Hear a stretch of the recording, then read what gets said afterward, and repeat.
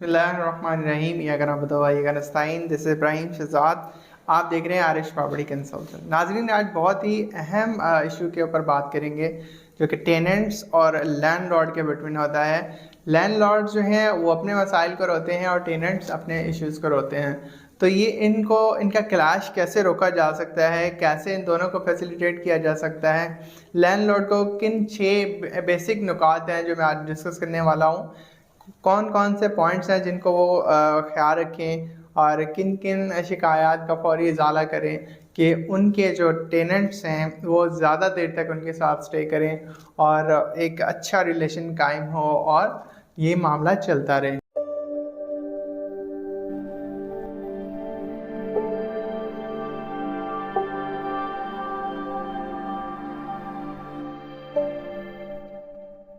नाजरीन, सबसे पहला पॉइंट जो मैं डिस्कस करने जा रहा हूँ वो ये लैंडलॉर्ड्स के लिए है कि उनको किन मामलों को देखना चाहिए। फर्स्ट ऑफ ऑल, आप लैंडलॉर्ड से मैं मुखातब हूँ कि उनको अपनी जो भी प्रॉपर्टी है उसका रेंट का तयन करने के लिए you have to decide, market survey करना चाहिए। आपको पता होना चाहिए कि आप जिस इलाके में मौजूद हैं, आपका जिस टेरिटरी में है, वहाँ के सराउंडिंग में क्या रेंट चल रहा है, लोग क्या चार्ज कर रहे हैं और प्लॉट्स के मतलब हाई राइज में क्या रेट्स हैं, अब फ्लैट्स में क्या रेट्स हैं। इसके अलावा जो है वो स्ट्रीट्स का भी डिफरेंस होता है। तो ये बेसिक चीज़ें हैं, आपको थोड़ा सा सर्वे करना होता है या ऑनलाइन पोर्टल से आप थोड़ा बहुत हेल्प ले सकते हैं। उससे आपको ये अंदाज़ा हो जाता है, या फिर आप जो आपका पर्सनल कंसल्टेंट है आप उससे ताउन कर सकते हैं, उससे मावनत ले सकते हैं।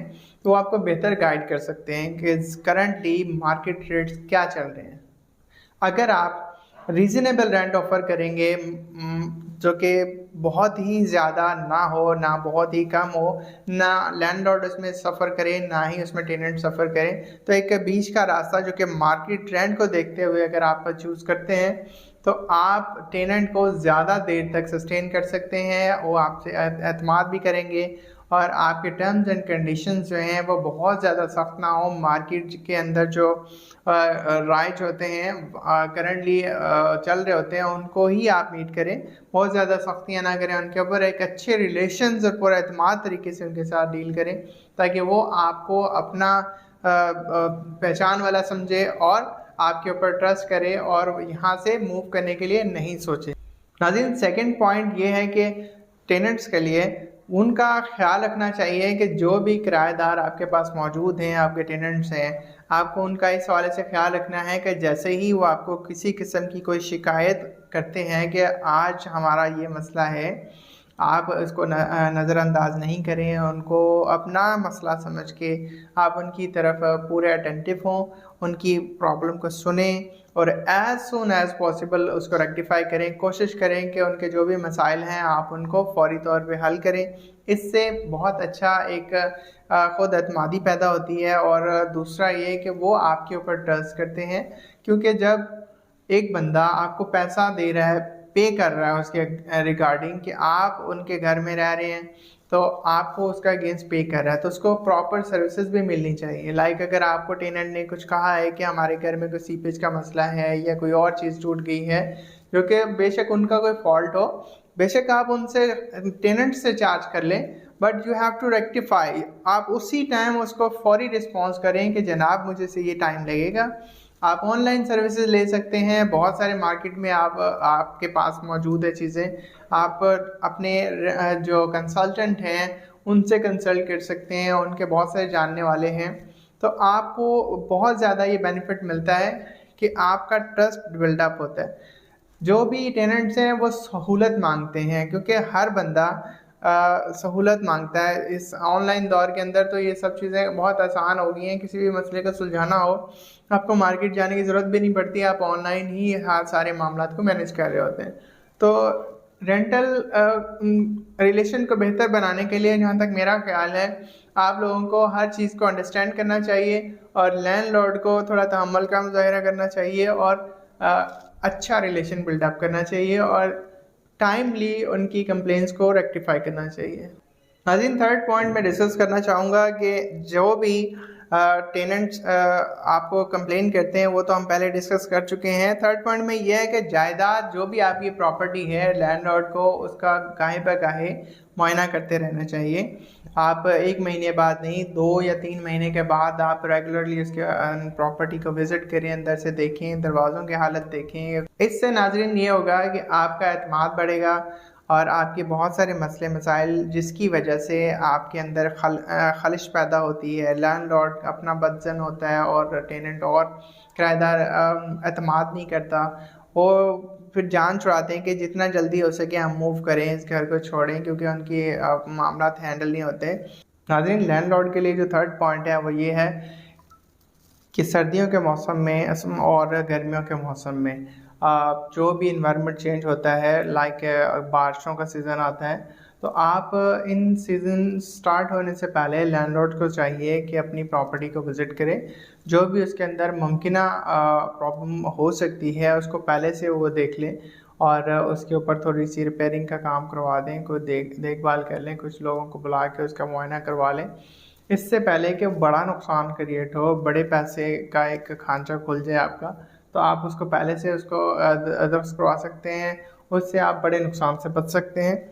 और इसके अलावा गर्मियों का मौसम आ रहा है तो गर्मियों के अकॉर्डिंग आप चीज़ें देख लें, और अगर बारिशों का सीज़न आ रहा है तो जो पानी के निकासी के निज़ाम को देख लें कि एक तो आप बच जाएंगे बड़े नुकसान से और आपका टाइम भी बचेगा और टेनेंट भी आपसे खुश रहेंगे, उनको भी किसी किस्म की प्रॉब्लम नहीं होगी। सबसे ज़्यादा प्रॉब्लम तो उन लोगों को फेस करनी पड़ती है जो लोग घर में मुकीम होते हैं, जो घर में रह रहे होते हैं, वो टेनेंट्स होते हैं। तो इससे एक अच्छा रिलेशन बिल्डअप होगा टेनेंट और लैंडलॉर्ड के दरमियान।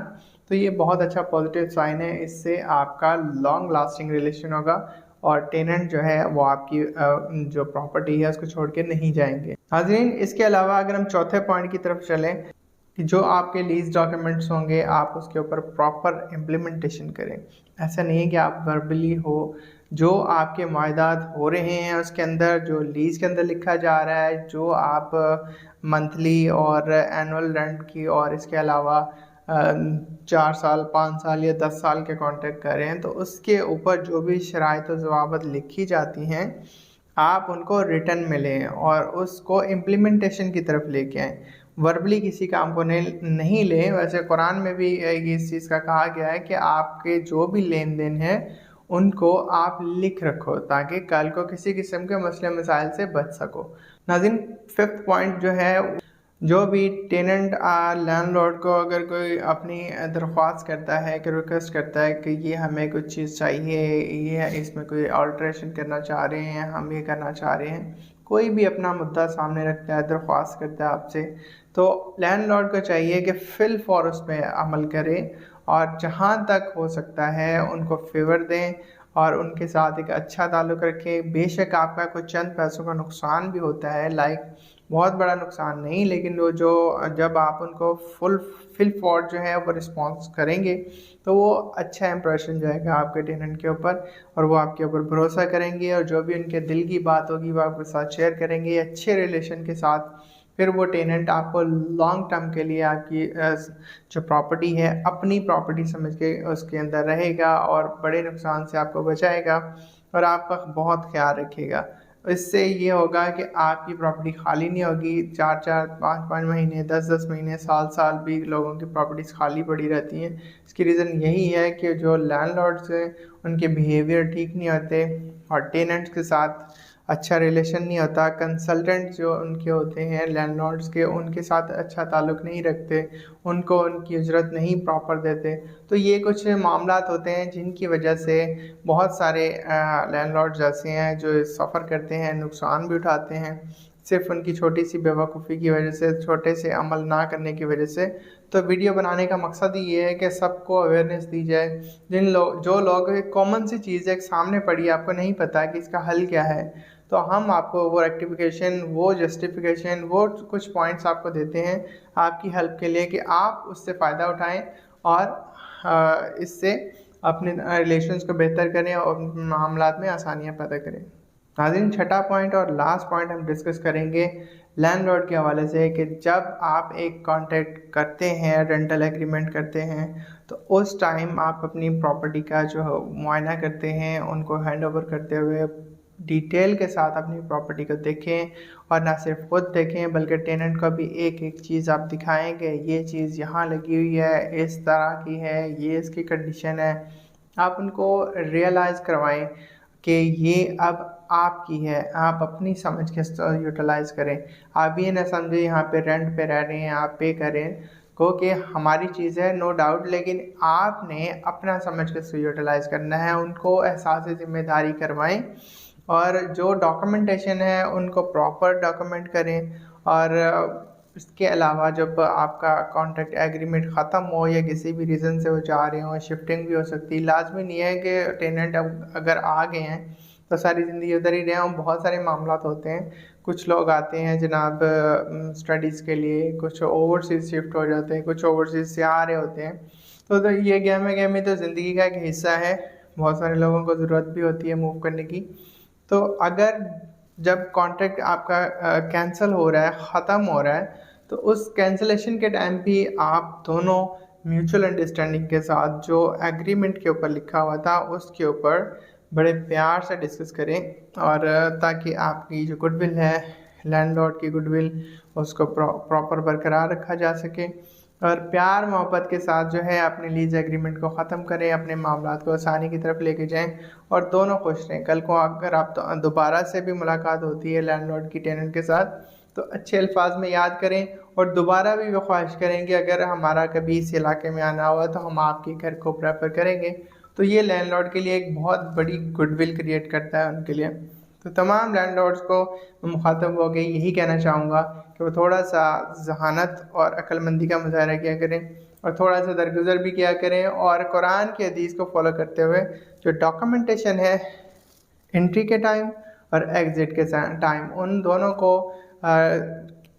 तस्दीक करें, प्रॉपर एजुकेट करें टेनेंट को उसके हवाले से, और ख़ुद भी उस चीज़ का ख्याल रखें। अभी तक अगर आपने चैनल सब्सक्राइब नहीं किया है तो चैनल सब्सक्राइब कर लें, बेल आइकन प्रेस कर लें, ताकि आने वाली अपडेट्स आपको टाइमली मिलते रहे। अपना बहुत ख्याल रखिएगा, मुझे इजाज़त दीजिएगा। अल्लाह हाफ़िज़।